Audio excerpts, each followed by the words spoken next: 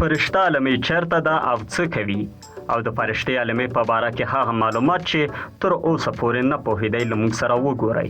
مخکې د ویډیو لیدلو نه حتما د چینل در سره سبسکرایب کړئ او ویډیو هم در سره لایک کړئ.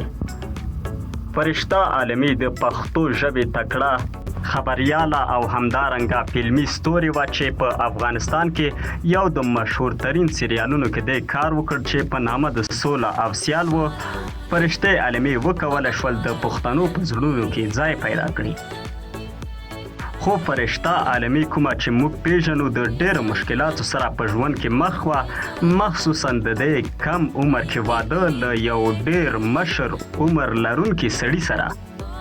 بالاخره له هغه سړي څخه جدا شوه او له افغانستان څخه هم لاړله هندوستان هیواد ته چې فعلا په هندوستان هیواد کې زندگی کوي او له هندوستان څخه هیله لري چې اروپایي هیوادونو ته لاړه شي.